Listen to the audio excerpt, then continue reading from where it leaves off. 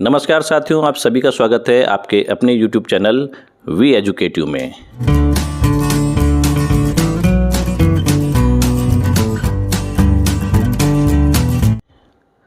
साथियों, वास्तविक मतदान शुरू होने से 90 मिनट पूर्व आपको एक महत्वपूर्ण प्रक्रिया को पूर्ण करना होता है, जिसको मॉक पोल प्रक्रिया भी कहा जाता है। तो मॉक पोल प्रक्रिया में जब आप ईवीएम मशीन से मतदान अभिकर्ताओं की उपस्थिति में मॉक पोल की प्रक्रिया को कर रहे होते हैं, उसके साथ ही साथ आपको एक महत्वपूर्ण दस्तावेज भी तैयार करना होता है, जिसको मॉक पोल सर्टिफिकेट कहा जाता है। तो ये बहुत ही महत्वपूर्ण दस्तावेज होता है। इसको बनाते समय आपको बहुत सावधानी बरतनी चाहिए, क्योंकि इसमें अगर थोड़ी सी भी मिस्टेक हो गई तो आपकी पूरी टीम को स्क्रूटनी के लिए बुलाया जा सकता है और ये सभी के लिए परेशानी का सबब हो सकता है। तो आज के वीडियो में हम स्टेप बाय स्टेप आपको यही बताने वाले हैं कि मॉक पोल जब आप ईवीएम मशीन के द्वारा करवा रहे हो, उसी दौरान आपको इस फॉर्म को किस प्रकार से भरना है, ताकि आपके लिए बड़ी ही आसानी हो जाए इस सर्टिफिकेट को बनाने में। तो वीडियो में अंत तक अवश्य बने रहिएगा। यदि चैनल में पहली बार आए हैं, चैनल को सब्सक्राइब कर लीजिएगा। वीडियो पसंद आए तो वीडियो को लाइक एवं शेयर भी अवश्य कर लीजिएगा। साथ ही हम इस वीडियो के अंत में आपको यह भी बताएंगे कि जो डेमोस्ट्रेशन हम इस वीडियो के माध्यम से आपको दिखा रहे हैं मॉक पोल सर्टिफिकेट का, उसका PDF आप किस प्रकार से डाउनलोड कर पाएंगे। तो चलिए वीडियो स्टार्ट करते हैं और आपको बताने का प्रयास करते हैं कि मॉक पोल प्रक्रिया के दौरान आप मॉक पोल सर्टिफिकेट को किस प्रकार से बड़ी आसानी से तैयार कर पाएंगे। तो चलिए वीडियो स्टार्ट करते हैं। तो आपकी स्क्रीन के सामने यह मॉक पोल प्रमाण पत्र का एक प्रारूप रखा गया है, जो पीठासीन अधिकारी का प्रतिवेदक का भाग 1 कहलाता है और ये बहुत ही महत्वपूर्ण होता है। इसको भरते समय आपको बहुत ही सावधानी बरतनी चाहिए, क्योंकि इसमें थोड़ी सी भी कमी हो गई तो आपको स्क्रूटनी के लिए पूरी टीम को बुलाया जा सकता है। तो इसको बड़ी सावधानी से आपको भरना होता है। तो हम देख लेते हैं कि इसको हम किस प्रकार से भरते हैं। ये डेमोस्ट्रेशन के माध्यम से हम बताने का प्रयास कर रहे हैं। इसमें जो संसदीय क्षेत्र है, लोकसभा क्षेत्र है और विधानसभा क्षेत्र के नाम काल्पनिक रखे गए हैं। हो सकता है आपको यही आवंटित भी हो जाए, परंतु यहाँ पर केवल हम डेमोस्ट्रेशन के माध्यम से बता रहे हैं। सबसे पहले आप देखेंगे चुनाव का नाम, तो यहाँ पर ये प्रीफिल्ड होगा पहले से, लोकसभा इलेक्शन 2024। उसके बाद विधानसभा क्षेत्र, विधानसभा खंड की संख्या और नाम, तो ये भी पहले से ही मुद्रित होगा, यानी प्रीफिल्ड होगा। जैसे हमने उदाहरण के लिए यहाँ पर लिख दिया है 31 रुड़की। और उसके बाद संसदीय निर्वाचन क्षेत्र का नंबर और नाम, तो ये यहाँ पर ऑटोमेटिक प्रीफिल्ड होगा। तो इसमें हमने लिख दिया है उदाहरण के लिए 05 हरिद्वार।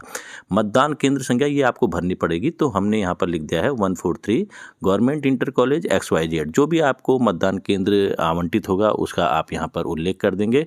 तो ये इसका भाग कंप्लीट हो जाता है, जो यहाँ पर डिटेल भरनी है। अब इसका जो महत्वपूर्ण भाग है वो यहाँ पर से शुरू होता है, मॉक पोल संचालन और मॉक पोल डेटा का सत्यापन। तो इसमें आप देखेंगे कि इसमें कई कॉलम्स बने हैं, क्रम संख्या है। उसके बाद आपको देखेंगे सबसे पहले है अभ्यर्थी का नाम। अभ्यर्थी का मीनिंग है जो कि चुनाव लड़ रहे हैं, कैंडिडेट होते हैं, उनका नाम। और जितने भी कैंडिडेट आपके संसदीय क्षेत्र से चुनाव लड़ रहे हैं, उनके अंत में एक नोटा का भी उल्लेख होता है, नन ऑफ द अबव। तो लास्ट में नोटा भी लिखा गया होगा। तो यहाँ पर हम देख लेते हैं कि ये जैसे हमने लिख दिया है इन कैंडिडेट्स का नाम। मान लिया कोई कैंडिडेट A है, B है, C है, D है। तो यहाँ पर हम देख लेते हैं कि जो संसदीय क्षेत्र में आपकी ड्यूटी लगी है, उसमें मान लिया कि 10 कैंडिडेट हैं और 11वें नंबर पे नोटा आ जाता है। अब इसके बाद जो दूसरा कॉलम है, मॉक पोल के दौरान डाले गए वोटों की संख्या। तो यहाँ पर हम देखते लेते हैं, क्योंकि हमारे पास नोटा सहित 11 कैंडिडेट हैं और मिनिमम 50 वोट मॉक पोल में पड़ जाने चाहिए। तो हमने यहाँ पर डिस्ट्रीब्यूट कर दिया प्रत्येक कैंडिडेट को 5-5 वोट को। ये कोई आवश्यक नहीं है कि प्रत्येक को बराबर ही वोट आप दें, हो सकता है कि किसी को कम भी मिले, लेकिन कम से कम 1 वोट आप मॉक पोल के रूप में प्रत्येक कैंडिडेट को अवश्य दें, नोटा सहित। तो यहाँ पर हमने उदाहरण के लिए प्रत्येक कैंडिडेट को 5-5 वोट दे दिए, तो ये 55 हो जाता है। टोटल योग इनका 55 है। तो ये आवश्यक नहीं है कि केवल 50 ही देने, आप 55 भी दे सकते हैं। और 7 जो वीवीपैट की पर्ची अलग से निकलती है वो भी होती हैं अलग से।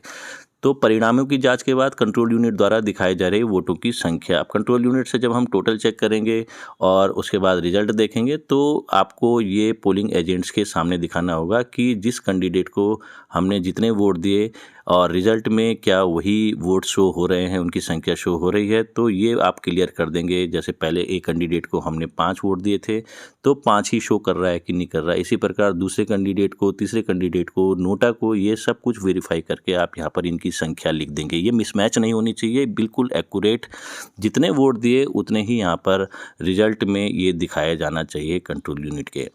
अब उसके बाद जो नेक्स्ट कॉलम है, अभ्यर्थियों के नामों के सामने वीवीपैट प्रिंटेड पेपर स्लिप की संख्या।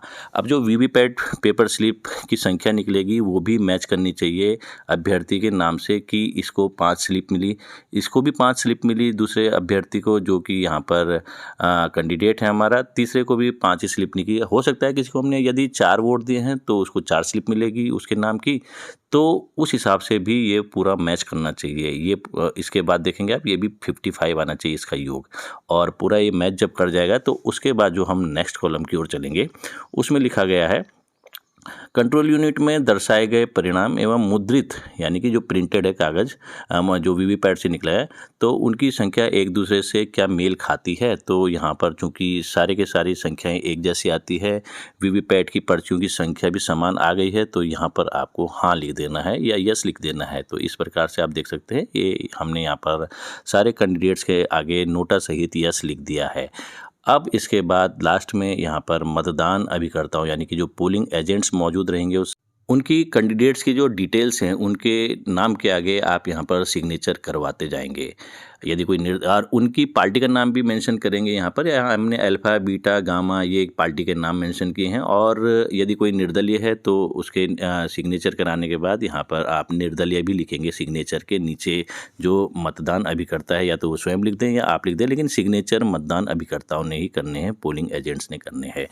तो ये महत्वपूर्ण भाग है इसका, इसको आपको बड़ी सावधानी से जैसे जैसे आप मोक की प्रक्रिया ईवीएम मशीन के द्वारा करते जाएंगे वैसे वैसे ही इस डाटा को आपको भरना है। तो मशीन के द्वारा जब मोक पोल प्रक्रिया समाप्त हो जाती है, सारे अभिकर्ता संतुष्ट हो जाते हैं, ये डाटा भर लिया जाता है, तो उसके बाद क्लियर का बटन भी दबाया जाता है। सीआरसी का लास्ट जो क्लियर का बटन होता है उसको दबा दिया जाता है।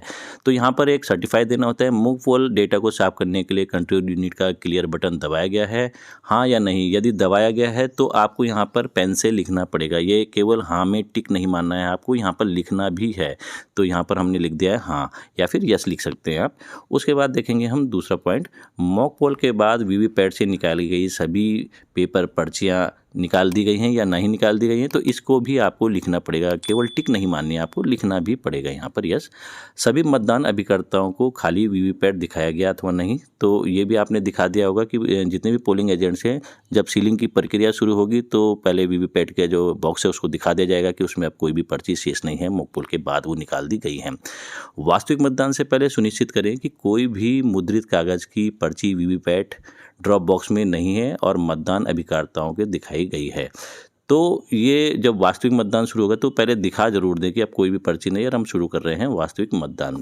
मॉक पोल प्रक्रिया करने के बाद जब आप सीआरसी की प्रक्रिया पूर्ण कर लेते हैं तो उसके बाद आप जो कंट्रोल यूनिट है उसके जो टोटल बटन को दबा के प्रत्येक पोलिंग एजेंट को ये संतुष्ट कर लें कि अब इसमें कोई भी वोट नहीं है, 0 वोट पड़े हैं, तो तब आप यहाँ पर यस लिख देंगे। इसके बाद अगला पॉइंट है, मोक पोल वीवीपैट पर्चियों पर मोक पोल स्लिप की मुहर लगी है और काले लिफाफे में सील किया गया है और फिर गुलाबी पेपर स्लिप से सील किया गया है। तो पहले आपको एक प्लास्टिक का डिब्बा भी मिलता था, लेकिन इस बार से इसमें चेंज कर दिया गया है। केवल आपको काले लिफाफे को पहले चपड़ा या लाख की मदद से सील भी करना है और उसके बाद गुलाबी पेपर स्लिप से इसको सील कर देना है। अब इसके बाद का नेक्स्ट पॉइंट है, निम्नलिखित मॉक पोल के साक्षी हैं और मॉक पोल को मिलान कर दिया गया है और मॉक पोल करने के पश्चात जो मॉक पोल के वोट्स हैं उनको इरेज कर दिया गया है कंट्रोल यूनिट से। तो यहाँ पर आप देखेंगे मतदान अभिकर्ताओं के नाम, ये जितने भी नाम हैं ये सब काल्पनिक हैं, इनका किसी वास्तविक जीवित या मृत व्यक्ति से कोई संबंध नहीं है और यहाँ पर ये नाम केवल उदाहरण प्रस्तुत करने के लिए रखे गए हैं। मतदान अभिकर्ताओं के नाम, तो यहाँ पर जितने भी पोलिंग एजेंट मॉक पोल के समय मौजूद रहेंगे उनके यहाँ पर नाम आ जाएंगे, वो किस पार्टी के सपोर्टर हैं उसका नाम आ जाएगा, उनका जो कैंडिडेट है जो चुनाव लड़ रहे हैं वो किसके मतदान अभिकर्ता बने हैं, तो यहाँ पर मतदान अभिकर्ताओं का नाम शुरू में आएगा, उसके बाद पार्टी का नाम आएगा, फिर कैंडिडेट का नाम जो जो चुनाव लड़ रहे हैं और उनके हस्ताक्षर हो जाएंगे, मतदान अभिकर्ताओं के हस्ताक्षर।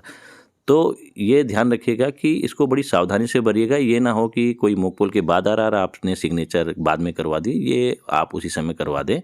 अब यहाँ पर ये इम्पोर्टेंट है, कंट्रोल यूनिट में प्रदर्शित समय भारतीय मानक समय में यदि कंट्रोल यूनिट में टाइमिंग जो है और आपका जो घड़ी है या मोबाइल फ़ोन है या जो भी डिवाइसेस हैं उसके अनुसार मैच नहीं कर रही है, 2-3 मिनट आगे है, 2-3 मिनट पीछे है, तो इसको आपको यहाँ पर उल्लेख करना है। लेकिन ऐसा होता नहीं है, कंट्रोल यूनिट में जो टाइम दिखाया जाता है वो एक्यूरेट होता है भारतीय मानक समय के अनुसार। तो इसमें फ़िलहाल हमने यहाँ पर 0 ही लिख दिया कि कोई भी परिवर्तन नहीं है। इस बिंदु के ठीक नीचे माइक्रो ऑब्जर्वर के हस्ताक्षर हो जाएंगे यदि आपके पोलिंग बूथ में माइक्रो ऑब्जर्वर की नियुक्ति हुई है, और उसके ठीक नीचे पीठासीन अधिकारी के हस्ताक्षर हो जाएंगे। अब यहाँ पर एक घोषणा है जो कि पोलिंग ऑफिसर्स के लिए है। एतद द्वारा प्रमाणित किया जाता है कि वास्तविक मतदान शुरू होने से पहले यह सुनिश्चित करने के लिए कि कुल वोट 0 हैं, सभी मतदान अधिकारियों की उपस्थिति में नियंत्रण इकाई का टोटल बटन दबाया गया है। कंट्रोल यूनिट 0 दिखाती है अथवा नियंत्रण इकाई कुल वोट को 0 से अधिक दिखाती है, मत तक मोक पोल वोट साफ नहीं हुए हैं, इसलिए मोक पोल वोट डेटा को साफ करें। तो यहाँ पर आपको जो कंट्रोल यूनिट पर 0 दिखाया गया है उसी विकल्प को चुनना है और नीचे पीठासीन अधिकारी के हस्ताक्षर हो जाएंगे। निम्नलिखित ऊपर दी गई प्रक्रिया के साक्षी हैं और प्रमाणित करते हैं कि नियंत्रण इकाई से मोक पोल मिटा दिए गए हैं और वास्तविक मतदान शुरू होने से पहले वीवीपैट से मोक पोल वीवीपैट पर्चियाँ भी हटा दी गई हैं। तो यहाँ पर जो पोलिंग ऑफिसर हैं, प्रथम मतदान अधिकारी, द्वितीय मतदान अधिकारी, तृतीय मतदान अधिकारी, उनके नाम आ जाएंगे क्योंकि ये इनको भी साक्षी के रूप में यहाँ पर इस घोषणा को भरना है और यहाँ पर हस्ताक्षर हो जाएंगे इनके प्रथम मतदान अधिकारी, द्वितीय व तृतीय मतदान अधिकारी के। इस फॉर्मेट के सबसे अंत में आप सुविधाजनक मुहर भी लगा दें और उसके बगल में पीठासीन अधिकारी के हस्ताक्षर भी कर दें।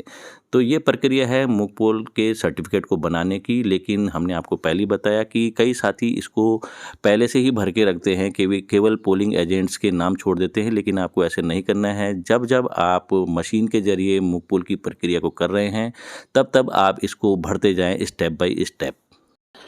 तो साथियों, जो इस डेमोन्स्ट्रेशन के माध्यम से हमने आपको मोक पोल सर्टिफिकेट बनाने का तरीका बताया, उसके ये पीडीएफ का लिंक हमने डिस्क्रिप्शन बॉक्स में डाल दिया है। आप डिस्क्रिप्शन बॉक्स में जाके उस पीडीएफ को डाउनलोड कर सकते हैं। तो आज के वीडियो में इतना ही, मिलते हैं आपसे शीघ्र ही नए वीडियो में। तब तक दीजिए हमें इजाज़त। धन्यवाद।